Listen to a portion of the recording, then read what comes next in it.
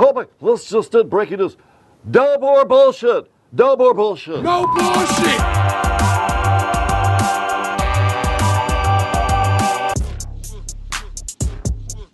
All right.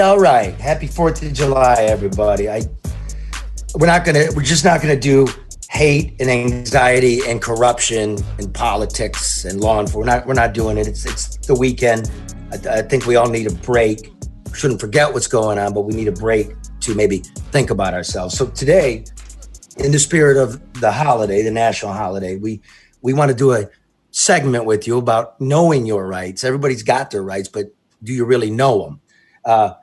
Also a special man on the street segment from comedian Detroit Red, who's now sort of an unaffiliated member of the No Bullshit News Hour. Great guy. He is. He's pretty good too. I mean, he was funny too, Charlie. People liked him. He was funny. Yeah. And he was doing this bit. He went out on the streets and he was carrying his piece. And he told me that. I go, we're reporters, we're journalists. We don't carry a piece because that's just part of the job. Like can be dangerous, but you have to accept it. And if you can't, you don't do it because we don't want that Chipotle scene going down like up in Lake Orion or whatever. But before we get to that, we also want to replay you a story of an immigrant song. What's great about this country, and people come here and make a new life, and they prosper and they give. And finally, if you're listening to that and you bag out, I would not bag out because a very special guest will be joining us at the end of the show. If we can technically make it happen, that is American music legend Jose Feliciano will be joining us to talk about the national anthem, his version of it that he sang in 1968, Game 5 at Tiger Stadium, and the incredible legacy that thing has left us. So hang in the show. It's all good. And we'll try to get you out.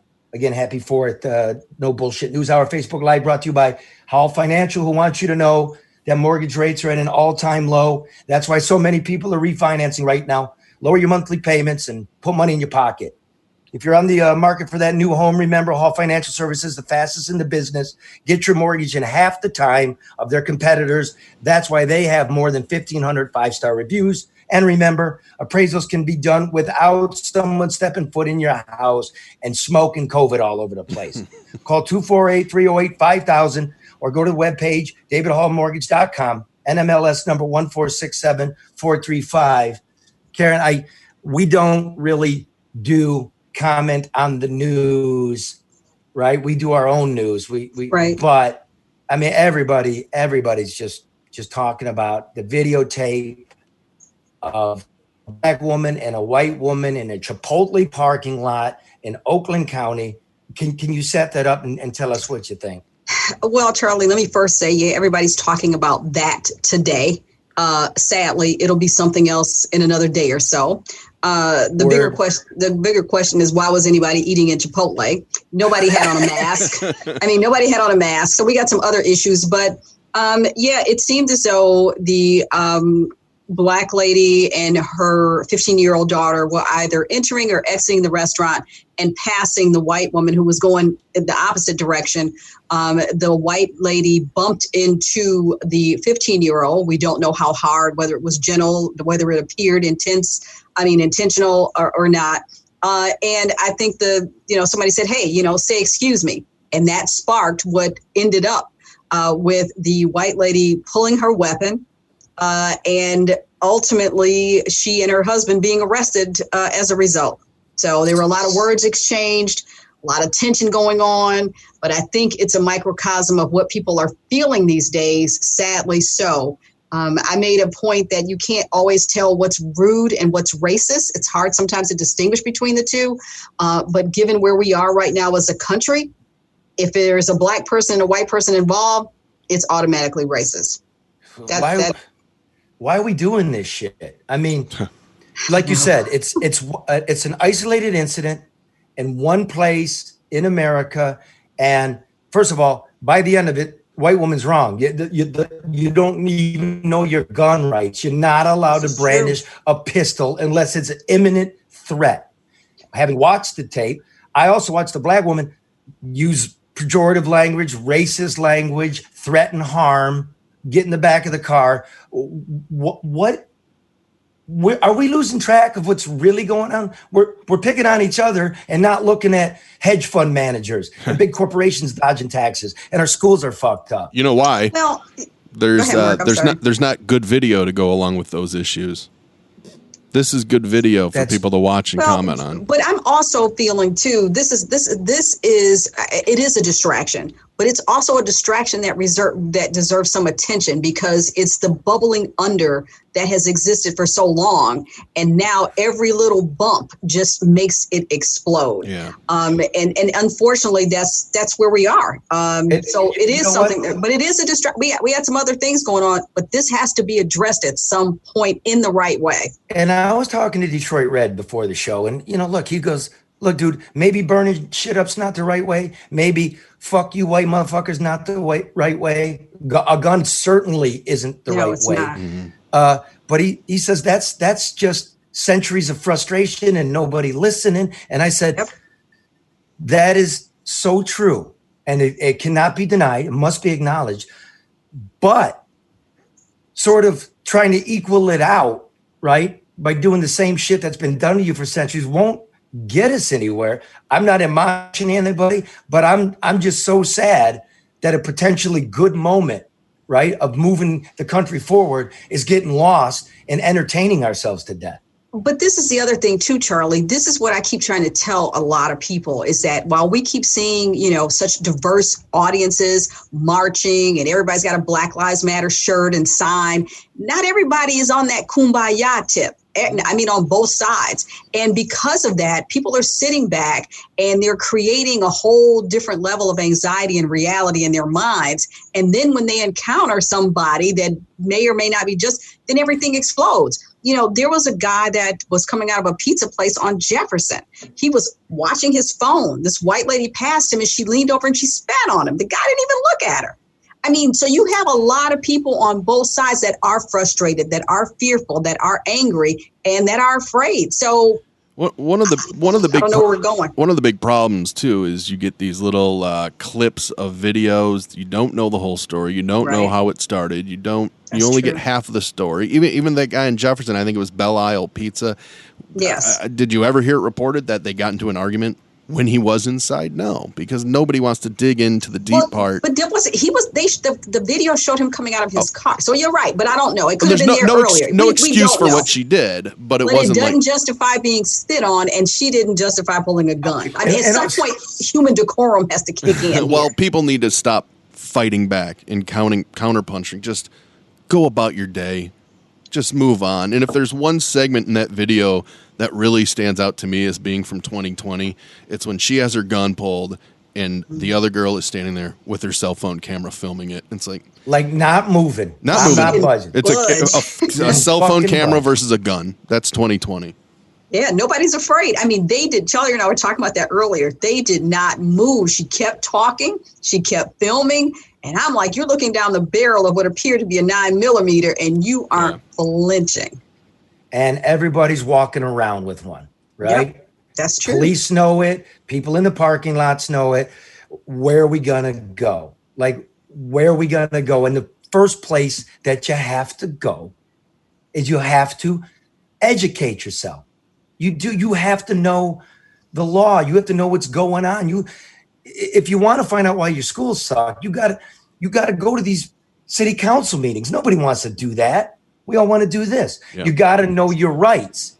You say you got your rights, but do you know your rights? It's like the 10 Commandments. Few people seem to have them at their mental fingertips. The Bill of Rights are the first 10 amendments of the Constitution, which lay out the basic freedoms and due processes of law guaranteed to each and every one of us. And even if you don't like each other, so be it. We're here and we all get them and all of them apply. You can't accept some and not the others. So in the spirit of the holiday and the times, we've put together this little bit here, this little cheat sheet about the Bill of Rights in which Karen will read elegantly, I'm sure, their exact verbiage, which will be followed by the regular people interpretation by me, which is designed to help any jailhouse lawyer commit them to memory.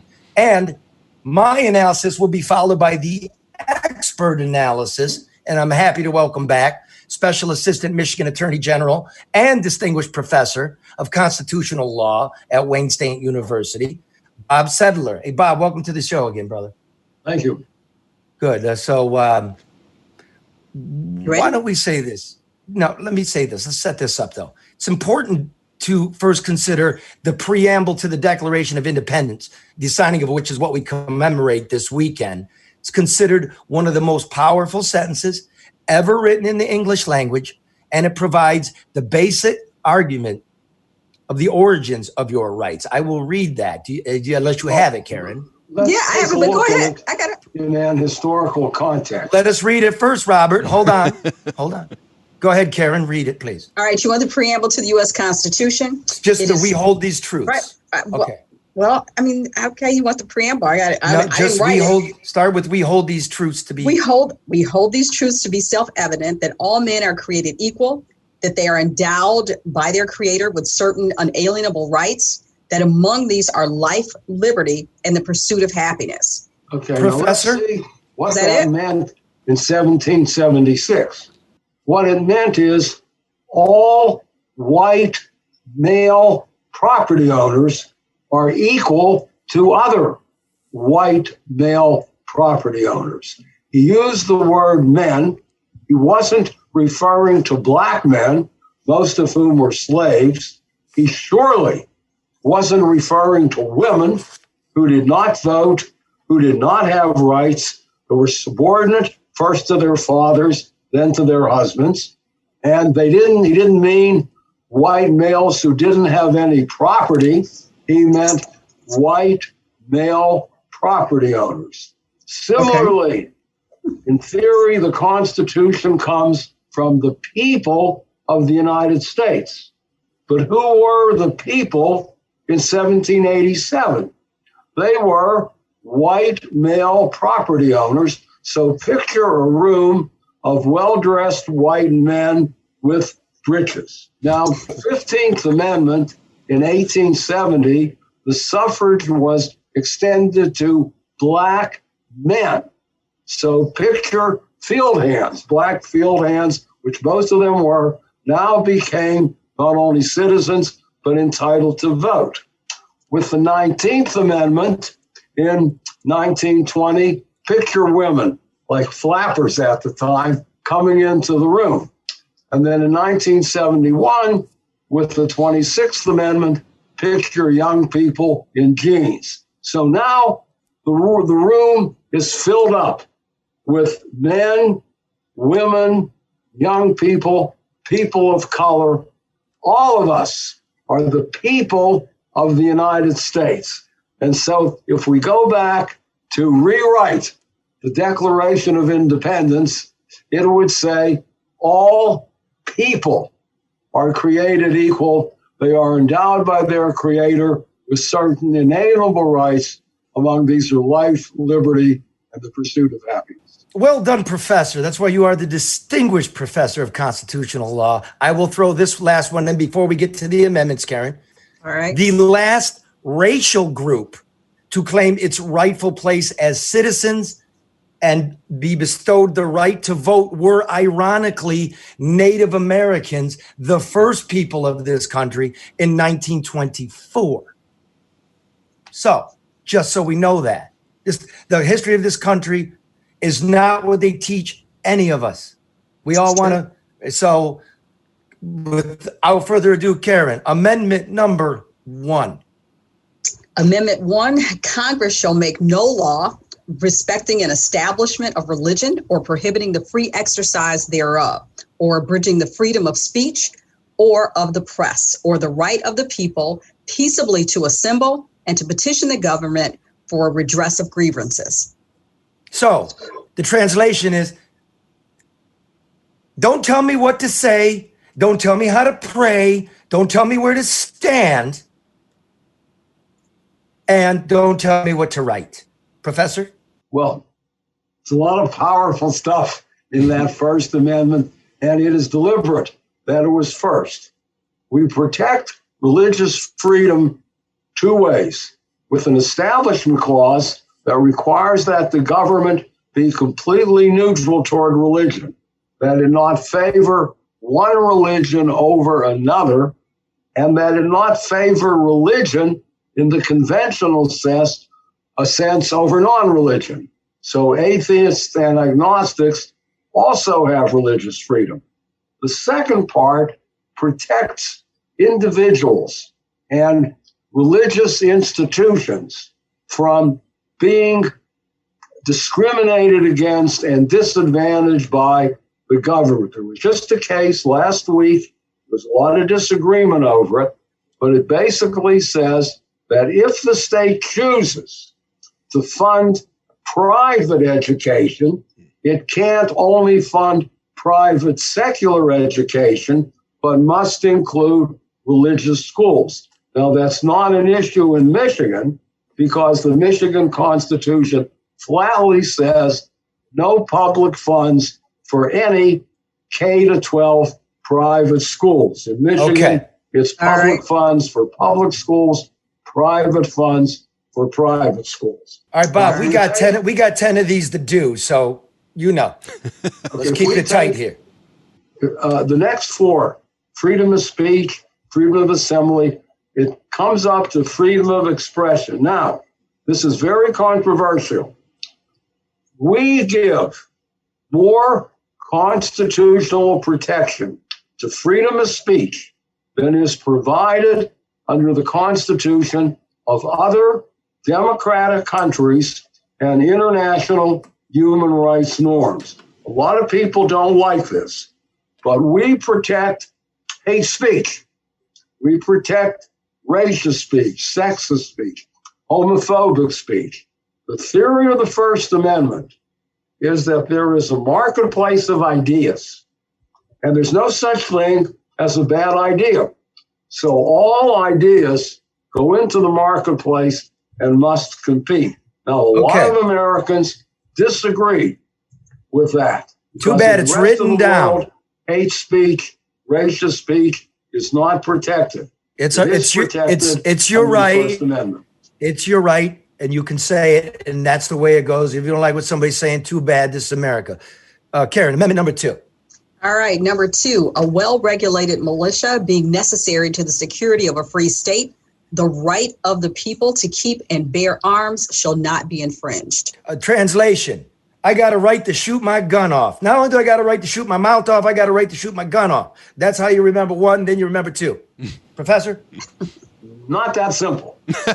Well, I know, but I'm just trying to get guys to remember them. But that's why you're here to actually explain it.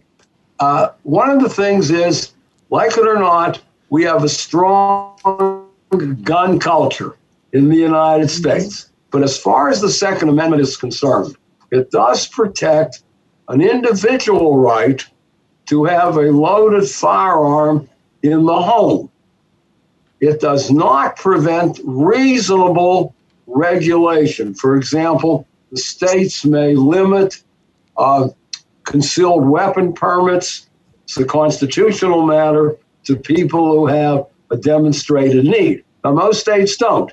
Michigan makes it pretty easy to get a concealed weapon permit. I think the point that I want to make is that while the constitutional right is pretty specific and narrow, in practice, many states allow open carry. Michigan does, make it very easy to get concealed permits. There are an awful lot of guns in the United States. Okay. Amendment number 3, Karen.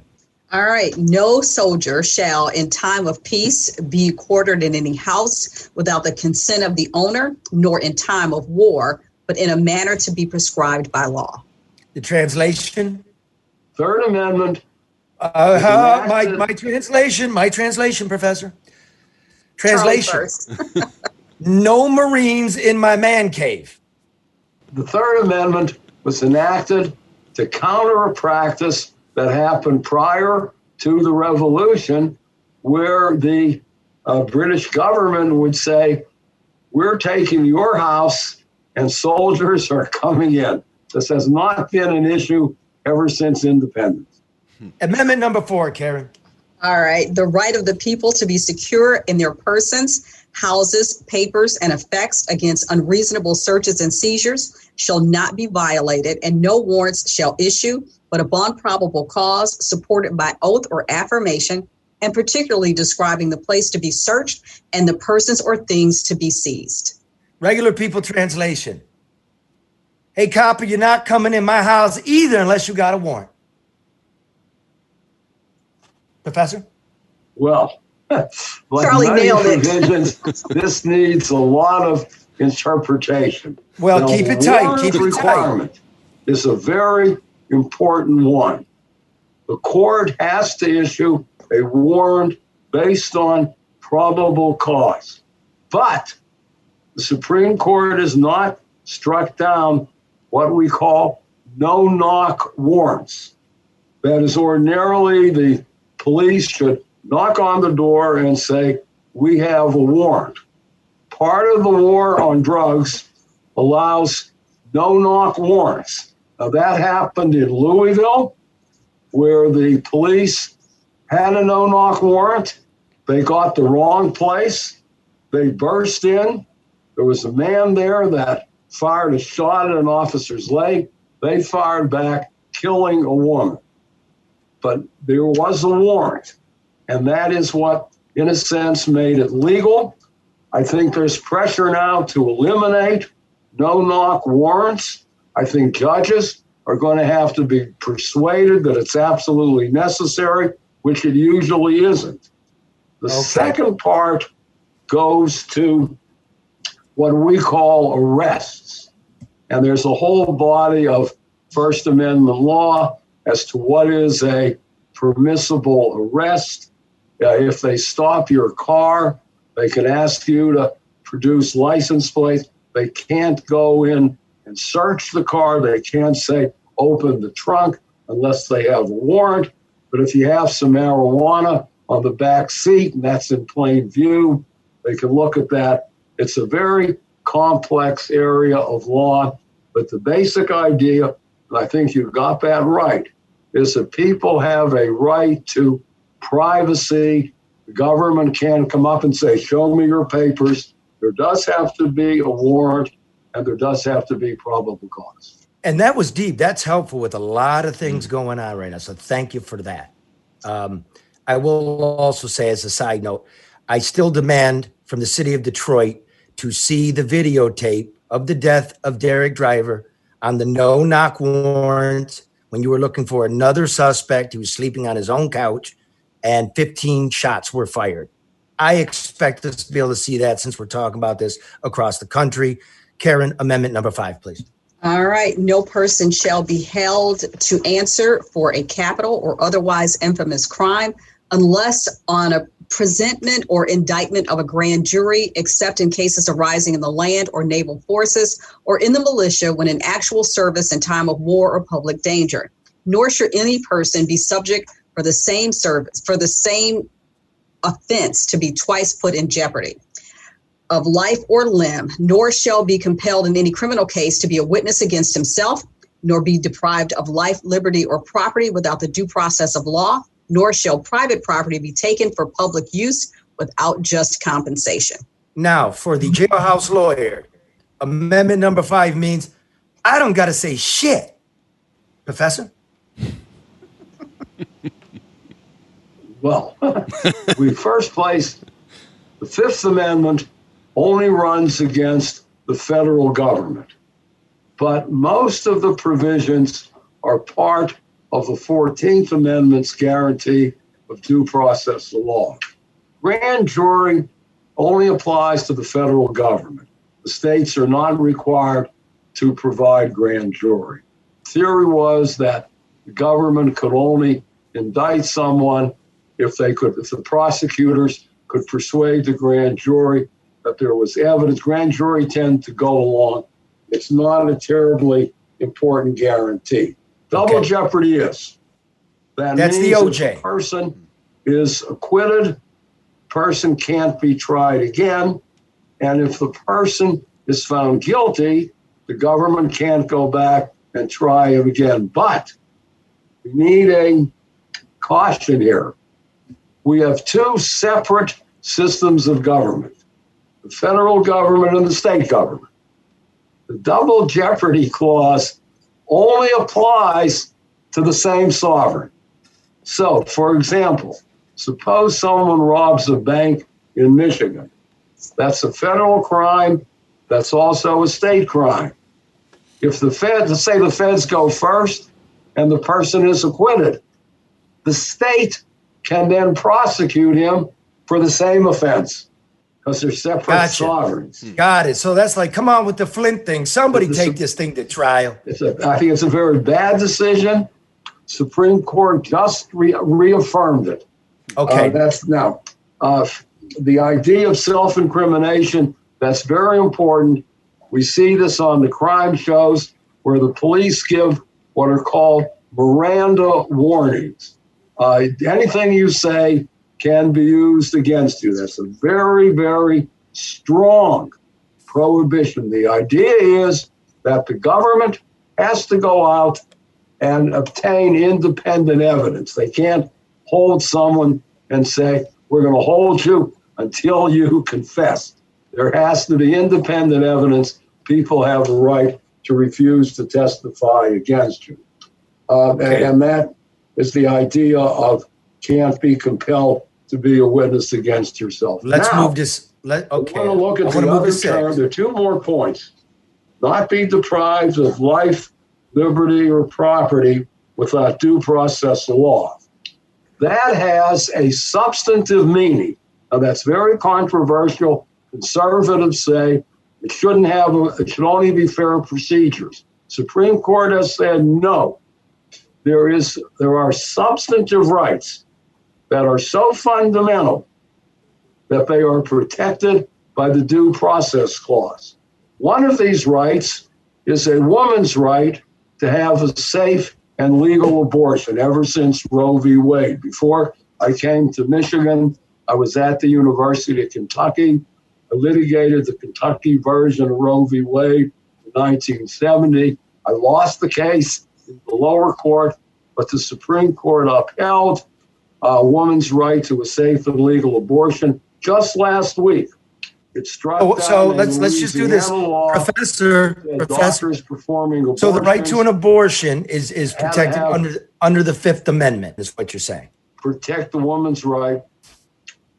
Okay. Let's do 6. Legal abortion. Let's do number 6. Right. Go ahead, Kim. Okay. Number 6, in all criminal prosecutions, the accused shall enjoy the right to a speedy and public trial by an impartial jury of the state and district wherein the crime shall have been committed, which district shall have been previously ascertained by law, and to be informed of the nature and cause of the accusation, to be confronted with the witnesses against him, to have compulsory process for obtaining witnesses in his favor, and to have the assistance of counsel for his defense. Translation. I want to talk to a lawyer. Professor? Well, the Sixth Amendment really has 3 things. One, make them quick. A trial has to be public. No secret trials, no closed courtroom, no star chamber like they used to have in England. Secondly, the criminal trial has to be before an impartial jury. There's a right to a jury trial, and any questions of fact have to be determined by a jury. The third one is confrontation, where witnesses have to be there in open court, or otherwise there has to be an opportunity to confront accusers and to respond to evidence that has been used against the person. Okay. 7. All right. Number 7, in suits at common law where the value in controversy shall exceed $20, the right of trial by jury shall be preserved, and no fact tried by a jury shall otherwise be re-examined in any court of the United States than according to the rules of the common law. Translation. If it's worth $20, I'll see you in court, and this may also be called the slip and fall amendment. I'm going to sue you. The Seventh Amendment only applies to the federal government. Yes. It doesn't apply to the states. the states do not have to allow a jury trial in civil cases. That is up to the state. But under the Michigan Constitution, there is a right to a jury trial in civil cases. Thank you very much for that, sir. Amendment number 8, Karen. All right. Number 8, excessive bail shall not be required, nor excessive fines imposed, nor cruel and unusual punishments inflicted. Translation. I get bail. Until I do, I get 3 square meals and a COVID mask if I want one. Professor? Well, even though it says excessive bail, it does mean there should be an opportunity for bail, except in offenses like murder. The theory of bail is that it has to be set sufficiently high to ensure that the accused will show up in court. I don't know what the bill is for Officer Chauvin.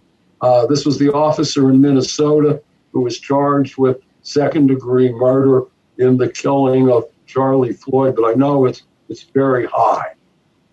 Cruel and unusual punishment. That has resulted in a lot of litigation over when the state can impose the death penalty. Not an issue in Michigan because our Constitution, ever since 1846, has prohibited the death penalty. So we don't have all that litigation in Michigan that you have in states where there is the death penalty. But there can't be torture. The death penalty can only be administered in what is the, quote, most humane possible way, which is now most humane way possible by lethal injection. But there have been some interesting interpretations. For example, the government cannot take away American citizenship of someone who has been convicted of a crime. Or you can't have laws that take away citizenship unless people voluntarily relinquish it. But it is a very specific provision, and it has impact primarily on the death penalty. Oh, let's move to 9. Karen, amendment number 9. Number 9, the enumeration in the Constitution of certain rights shall not be construed to deny or disparage others retained by the people. Translation. Whatever rights we forgot to write down in these documents, like privacy, belong to the people. Professor? Let me tell you a story. Right. You all remember Jack Kevorkian. Oh, it's a good story. Suicide doctor. He was charged in 1998 with giving a lethal injection to Thomas Young. This was a charge of murder. He had been represented by very prominent attorney Jeffrey Feiger, but he got this idea that he wanted to represent himself. He had a young lawyer, 2 young lawyers being his advisor, and he asked me to be his advisor about possible challenges. I wanted to raise a claim that he was really trying to ease suffering, and I wanted to raise it on due process. Jack Kevorkian was very much of an independent scholar. He had looked into the history of the 9th Amendment, and he said, I want to make a claim under the 9th Amendment that terminally ill people in the end stages of their terminal illness have a right to make the choice to hasten death.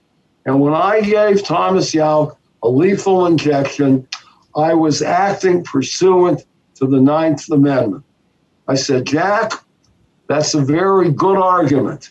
The problem is the Supreme Court has never recognized the 9th Amendment.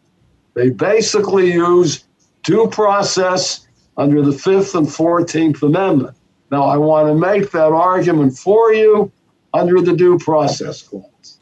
And he said, no, it's the 9th Amendment or not at all. We had a shouting match. The argument was never made. So, and how'd that work out for Jack? Here's a provision in the Constitution that basically has been superseded by a more specific prohibition namely the guarantee of due process. If I could just put another thing in here, I was one of the lawyers, along with now Michigan Attorney General Dana Nessel, in challenging the Michigan Marriage Amendment, which prohibited a same-sex couple from getting married. The Supreme Court struck it down in 2015, saying that the right to marry is a fundamental right protected by the Due Process Clause, and the state has no valid reason for denying same-sex couples the right to marry. In 5 So again, years the now, Fifth Amendment, the 14th. same-sex couples routinely marry. Okay, All Carrie. right. The last but not least. Last but certainly not least, Amendment X, if you will, the powers not delegated to the United States by the Constitution nor prohibited to the states are reserved to the states respectively or to the people. Now that's a mouthful, but here's the regular guy translation. Okay. Yeah, I gotta give the regular translation.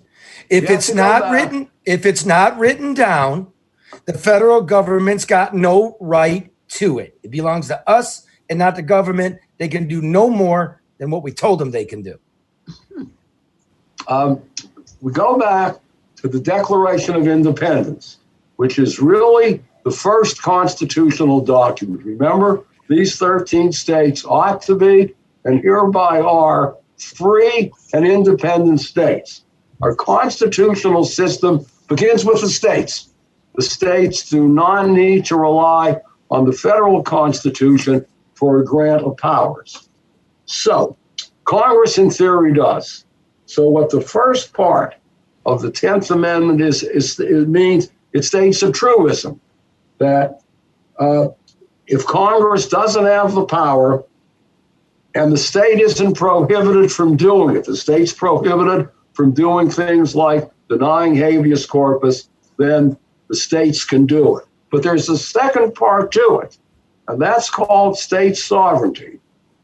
When Congress regulates the states, it can do it to some extent, but it can't impose an unreasonable regulation. Now, this happened with the Affordable Care Act. In the Affordable Care Act, the states were required to agree to expand Medicaid to cover a lot more people. And if they didn't do it, they would lose all of their Medicaid funding. Supreme Court said, that's unreasonable. You can encourage the states to do it, you can subsidize it, but you can't force them to do it. You got to abide by the law. That's where it's at. And that's why this is a beautiful country, the best experiment ever attempted by humankind. I have not lost faith in it. And Bob, I want to thank you, Professor of Constitutional Law at Wayne State University, Robert Sedler, and also the Special Assistant Michigan Attorney General. I hope this is good for people picnicking right now. Good to actually hear an intellectual discuss the laws that you might not know or understand. So thank you again, sir, and happy 4th of July. Happy 4th of July to everybody. Thanks. So, guys, to review. I liked your version, Charlie. Yeah, one, I get to shoot my mouth off. I get to shoot my gun off. No soldiers in my house. No cops in my house unless you got a warrant. I don't got to say shit. I get a lawyer. In a federal case, if it's worth $20, I get a jury. I get bail. Just because my rights aren't listed here doesn't mean I got them. And the federal government, you can only do what I told you could do. And that's your Bill of Rights. Sounds pretty good to me. I said that. Charlie? Yes, sir?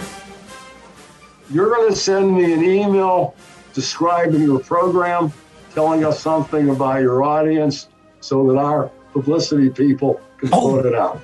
Beautiful. Publicity people. Thank you. Here's what we're going to say. This guy is the greatest constitutional mind in the Great Lakes State.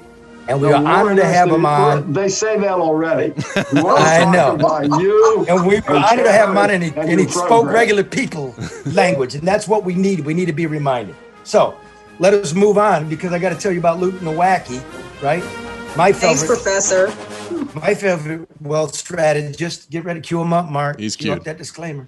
Maybe you're a big-time city official, can travel with your entourage on the city's dime. Or maybe you're a contributor who in turn gets hooked up with sweet government contracts. Maybe your kid gets a no-show job with the governor, and now he's running Biden's campaign. Maybe it's like that. But if you're not among the elite who can make your pals' pockets fat off the taxpayers' back, if you actually work for a living, call financial specialist Luke Nowacki, 248-663-4748.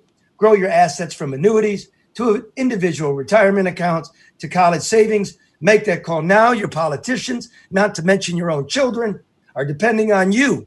Our friend Luke Nowacki at 248-663-4748.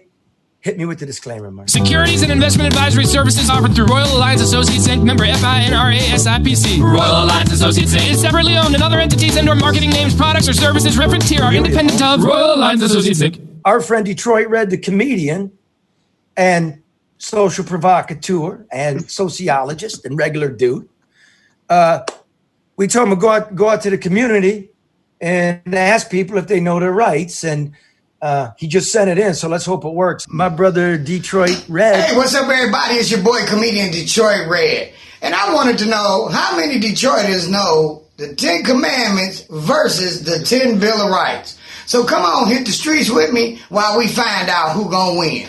God's rules or the rights of the land? Out of the 10 Commandments and the 10 Bill of Rights, which one do you think you know more of? Repeat that again. Do you think you know the Bill of Rights better or the 10 Commandments? Probably the 10 Commandments. I don't even know all 10 of them. I just maybe know about 3 or 4. Give me the 2 10 Commandments that you know. Thou shalt not kill, thou shalt not steal, thou shalt not commit adultery. It's been 10 years since I was in high school, so I'm kind of rusty. The 10 Commandments. There you gotta be exact.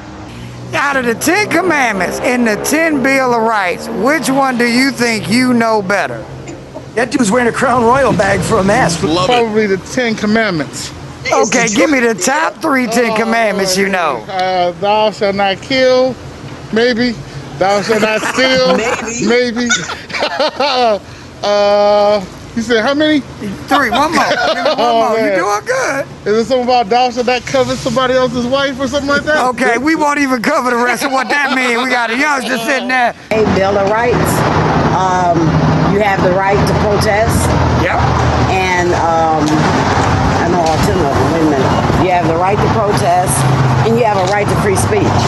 Well, my 10 Commandments is 1, don't do nothing with your leg. Let me ask you, which one do you think you know more of, the Bill of Rights or the 10 Commandments? 10 Commandments. Okay. Give me 2 10 Commandments right off the top of your head. Thou shalt not kill, thou shalt not covet another man's wife. When they say covet another man's wife, for the youngsters that don't understand what covet means, what's that? Lust after.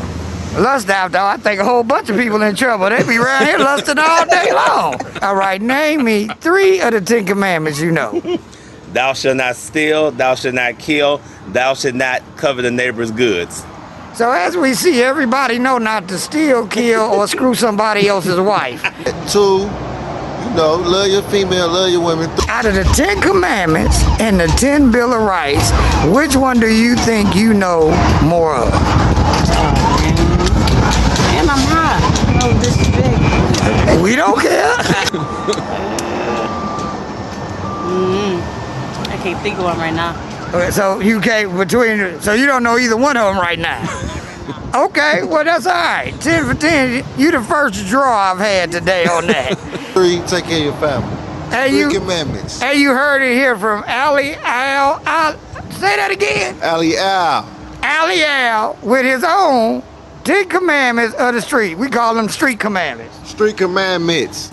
So after a long day, I love my Detroiters, but I have to say, Jesus winning right now. And half of them ain't gonna even make it to heaven because they really didn't know the Jesus laws either. Bill of Rights. We had one, mostly everybody named Jesus. Jesus is the man. I ain't knocking Jesus. WWJ. That's cool. But I don't think Jesus is gonna be there when Mr. Officer trying to lump you upside your head or run up in your crib. Just saying, okay? So you need to know your Bill of Rights. You need to know the laws of your land. Because trust me, it's easy to pull the wool over the sheep's eye when the sheep don't even know he got eyes to have wool pulled over. It might not make no sense, but you'll figure it out. This your boy, comedian Detroit Red, live from the street. Hey, go to church and read the Constitution. Deuces! Man, the guy with the Crown Royal bag is a classic. Oh my God. His fucking breath smelled like pennies. God, Detroit Red's good. Yeah. Hey, Detroit Red, that's pretty good. I like that. Red, I think, has a future. Red, you could put that on Fox 2 tonight, and that thing would be the biggest thing viewed. Yeah. Yeah, it would be. Honest to God. So Yeah, good job there, Red. Really good. It's good. I don't know how I'm going to do it this way. Let me just tell you about ADR consultants. If you're a construction outfit doing business in Michigan, how do you navigate bureaucracy? How do you keep to the rules? How do you grow your company? How do you keep them from getting into your pockets? How do you do all of that? Who do you call? Call Barry Ellentuck at ADR Consultants. Honest, ethical, smart. 248-318-9424 for a free consultation. ADR are experts in procurement. Think of all these things. This, my friends, is where the frustration's at. This is what COVID has exposed. The fact that procurement, government compliance, management, your taxes, how do you stay afloat when they're trying to get into your pockets and make you pay and pay and pay? How do you get your bottom line in the black? You call ADR Consultants. They've been around for a long time. 248-318-9424. Information technology, property management, the whole deal. Go with ADR for your company, municipality, or law enforcement agency. Now, I also want to look at this shirt. Here it is, folks. They're in. Beautiful. Yay, you got it, Charlie. Fix the shit. Fix the shit. Let's see the sleeve. Right there. What's it say? I don't even know what it says. It says no bullshit news, Charlie LeDuff. Yeah, let's get a movement going. Just fix the shit. Again, I didn't want to get in the news, but a real quick one. There's now a July 17th deadline for nursing homes to start testing. July 17th? Slow down. And they can't get it together? That's Fix a the long shit. time. I don't know. It's ridiculous. It's That's ridiculous. a long time. But I want to get into it. It's July 4th. While we're playing this, I know what happens when we play these bits. People drop out. They go away. I guarantee you're going to love this audio segment about the humble origins of American Coney Island, AmericanConeyIsland.com. Get your Coney kids delivered. We all know, da-da-ding, do it. You've all been responding. But this is the story going all the way back to Greece to the corner today. And what is truly great about America, I don't know if we're given the equal opportunity, but we're supposed to. I don't know if we're all created equal. Some are tall, some are short, some are pretty, some are smart, but we're all guaranteed an equal opportunity. And here's a story of a teenager with one pair of shoes. He takes that opportunity and he does something. And while we're listening, stay tuned. We're going to try to get American music legend Jose Feliciano on the line. I hope we do. If not, we'll get him another time. But please enjoy this, the story of the American Coney King.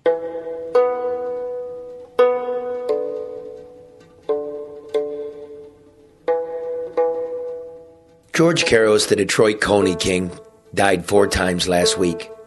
To make matters worse, the reports of his multiple deaths bubbled among family and friends of the other George Caros Coney Kings, who are related, share the same name, and also reside in the Detroit area, thus sowing confusion and despair all around as they fielded condolence calls for a man who was not their father.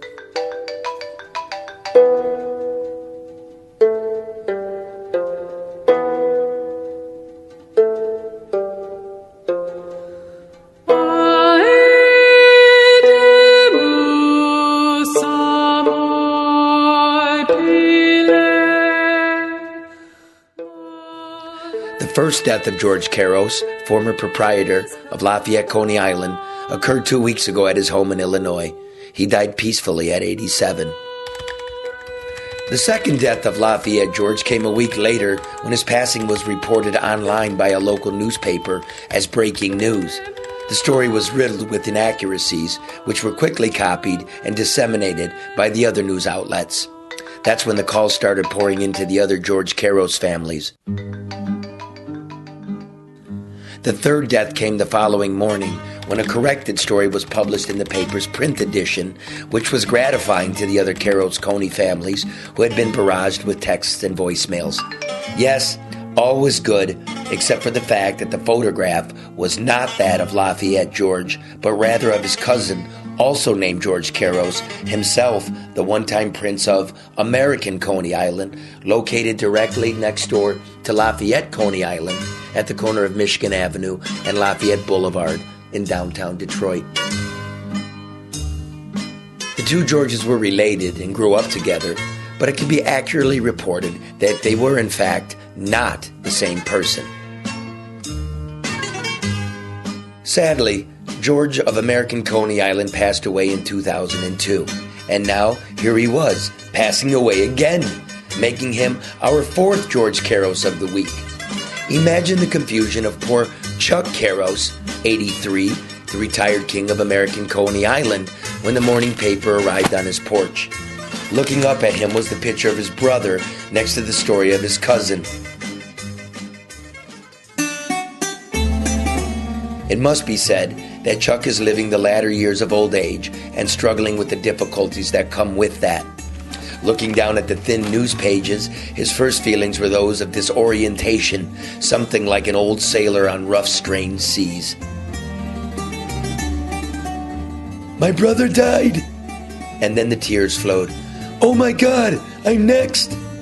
And then King Chuck gathered himself, wiped his eyes, poured a regal cocktail, laughed hysterically, and then canceled his subscription to the newspaper.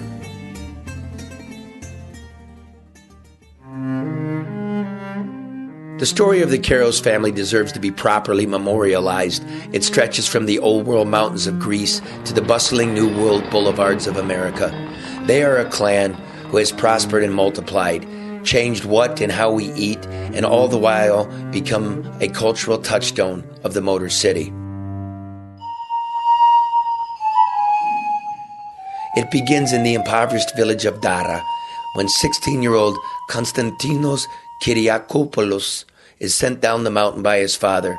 Yes, his name was George too, to the docks of Patra to make his way in America. Gust buys a ticket, boards the Francisca, and lands at Ellis Island in November 1906. Coming home from Coney Isle by Len Spencer and Ada Jones.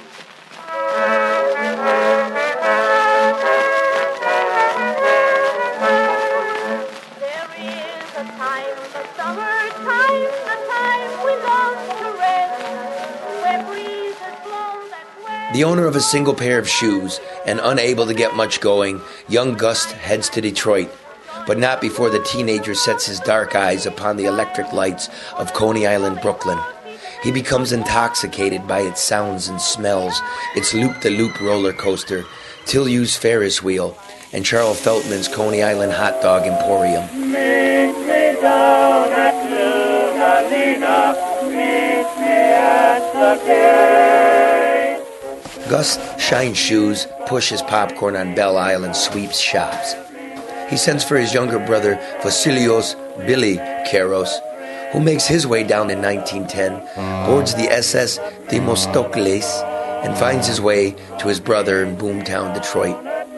Gus and Billy try their hand in the automobile and pickling plants, but settle on hat repair and shoe shining at a small storefront at 115 Michigan Avenue near Lafayette Boulevard. They install a grill in the corner where they roast hot dogs for sale.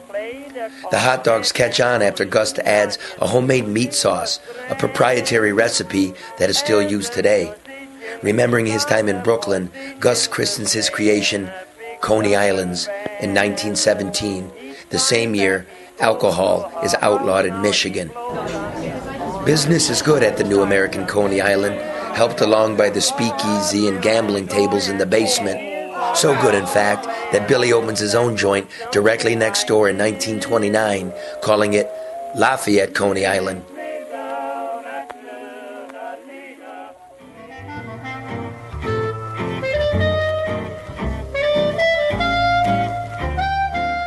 It is an amicable relationship. The brothers prosper and have children. Gus, the American Coney King, begets George and Chuck and Joe and Ray. Billy, the Lafayette Coney King, begets George and Tony and John. That makes 2 Georges and 2 Coney Islands on the same block, along with the arcade bar, also owned by Gust. Eventually, Lafayette George assumes the crown from his father, Billy.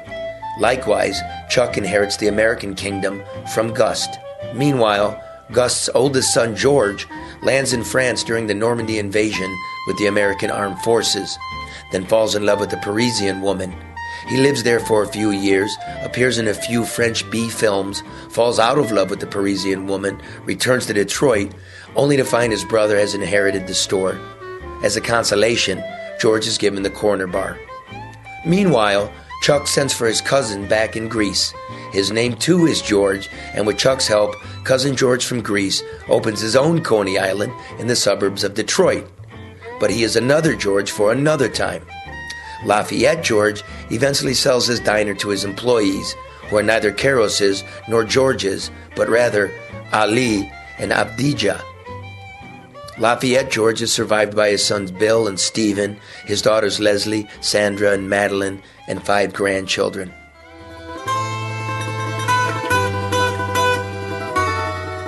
Much has been made of the family feud between American and Lafayette Coney Islands, but it has been wildly overstated, says Bill Caros, the son of Lafayette George.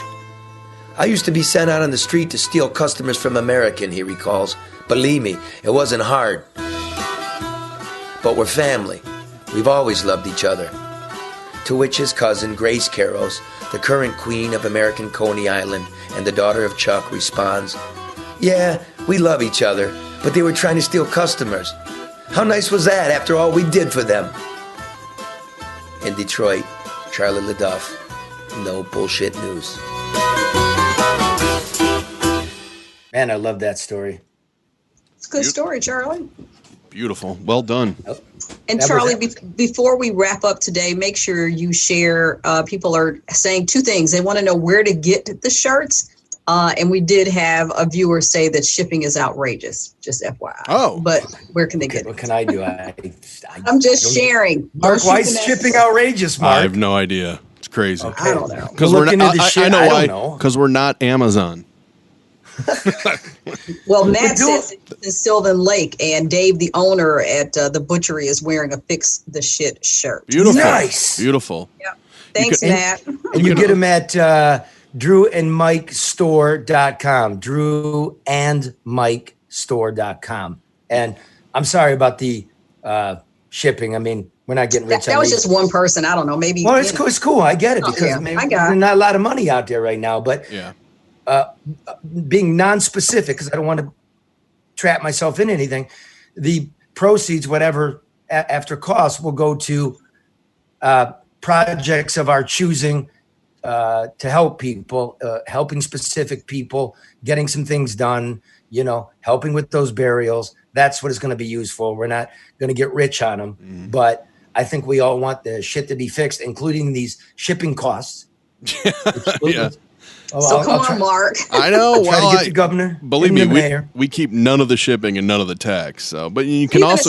Are you going to send one to the governor and send one to the mayor?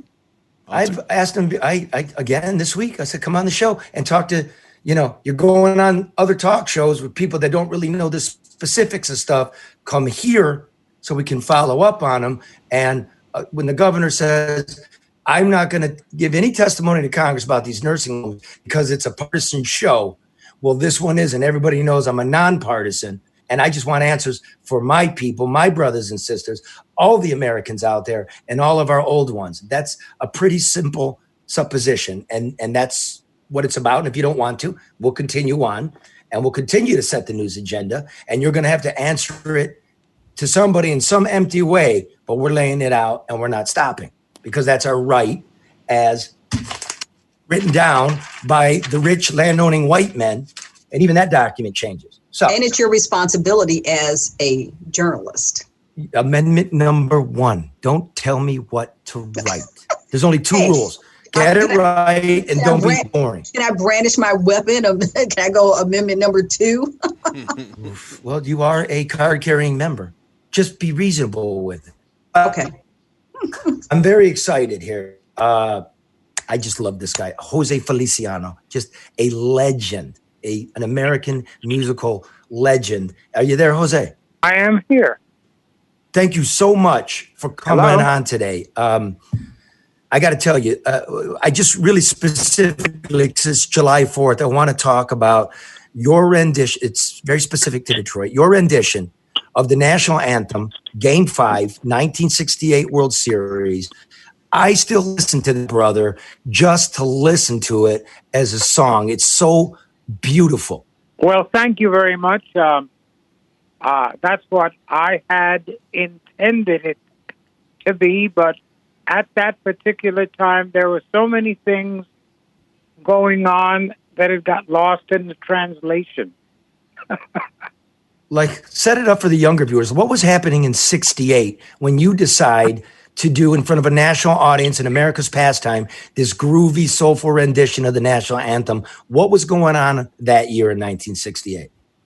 Well, that year in 68, to start off the 60s, President Kennedy was killed. Then, to make things worse, Martin Luther King, my hero, and he will always be my hero, made that famous speech in Washington, and I thought, wow, there's hope. Things are going to go well. And then he was killed in Memphis, and that was sad to me. That was 68, wasn't it? Yes, it was in 1968. That's the year. I had 2 songs on the charts. I had Light My Fire, which I enjoyed covering because I like the Doors. And then High Heel Sneakers, which I also enjoyed covering. So you were rolling in 68. I mean, you were top of the charts. Your career's rocking. At the same time in 68, Martin Luther King's assassinated and 100 cities burned. Bobby Kennedy's assassinated. The Tet Offensive's going on. George Wallace, the segregationist, got 46 electoral votes. The Black Panthers are on trial for assassinating cops. The Weathermen are getting together. They're going to start blowing up buildings. Everything's coming apart. And here you come, Puerto Rican dude in a sweet looking suit, dark glasses. Nobody knows you're blind. You're right there in Detroit, which has burned twice in 2 years. And you come up with that song. What happens? What happens after you get done playing it? Well, for example, that was the year that Denny McLean won 31 games, I think. Mm-hmm.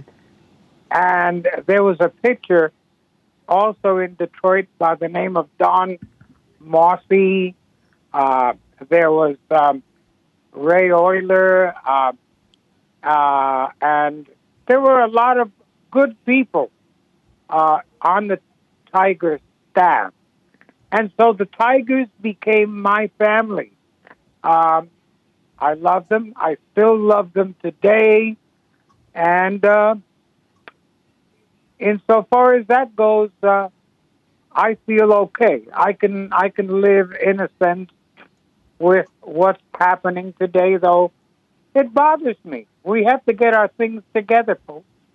What do you mean? Yeah, what bothers you? What bothers me is that after all this time, we still don't love one another the way we should.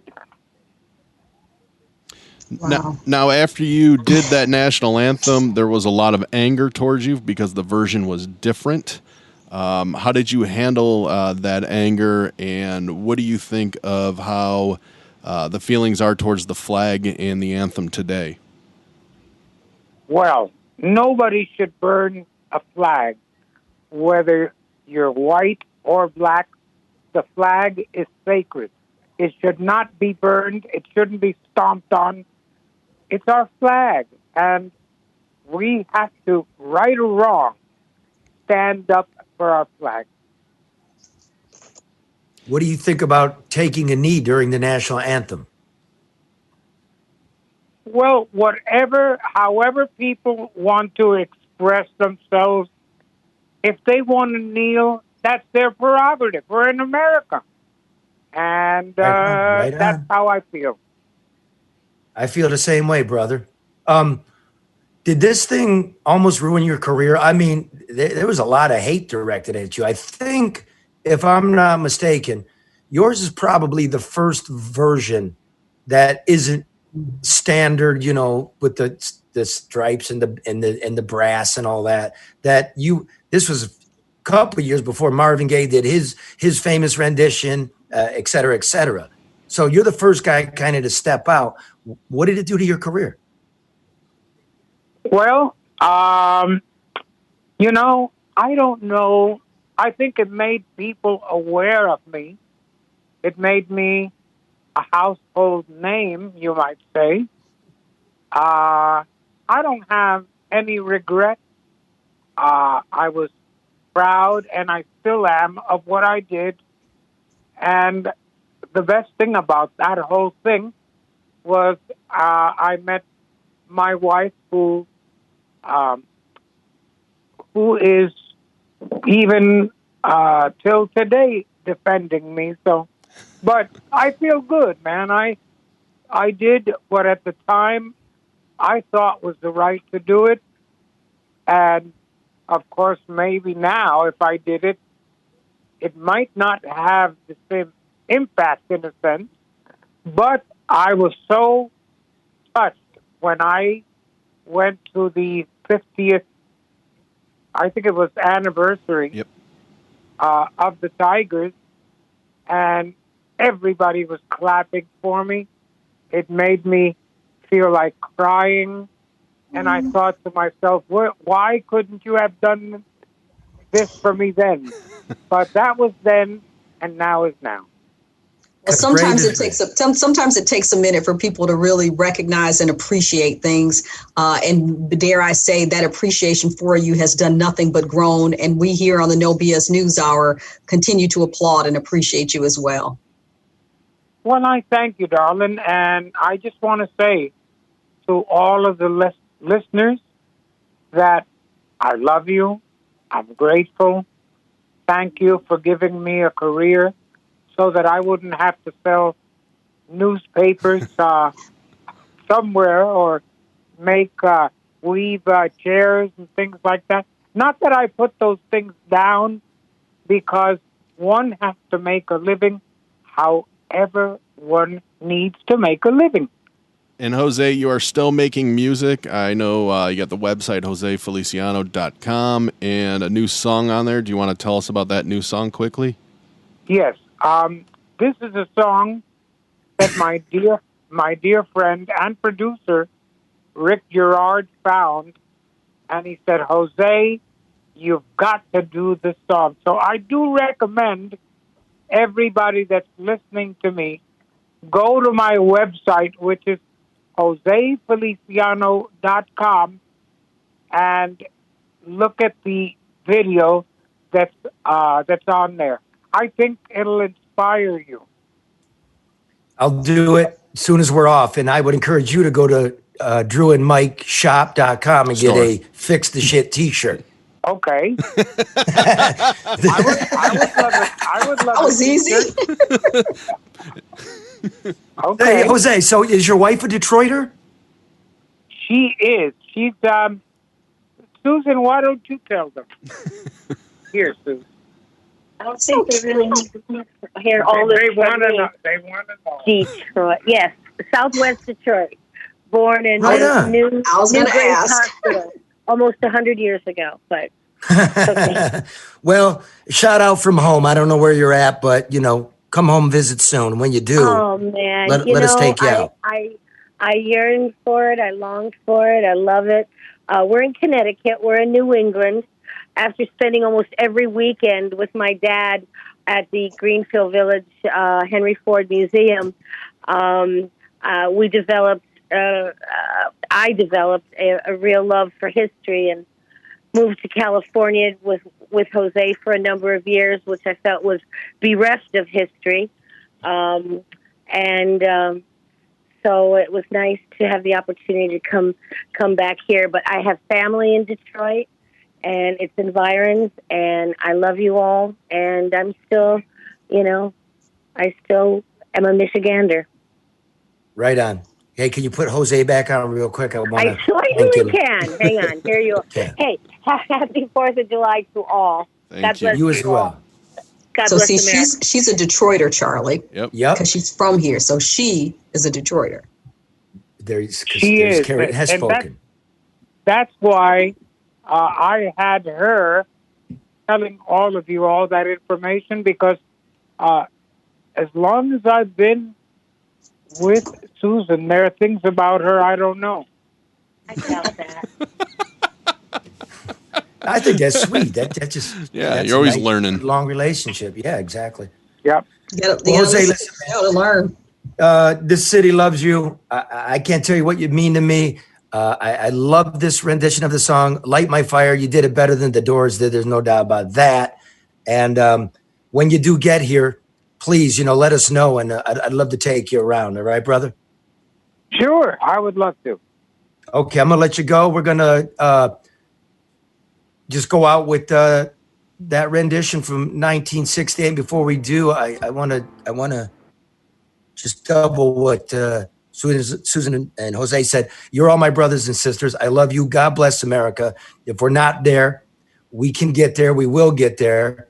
And like Jose said, just try to love one another. I wish you all a happy 4th. Karen, Mark, Joey, Jose, and everybody listening. Thank you. You too, Charlie. Thank you. Bless you too, you Mark. Thank you. Can you see by the dawn's early light what so proudly we hailed at the twilight's last gleam, whose broad stripes and bright stars through the perilous fight for the ramparts we watched were so gallantly streaming, and the rockets red glare, the bombers singing air, they gave through the night that our flag was still there. Oh, say, does that star-spangled banner yet wave for the land and for the free and the home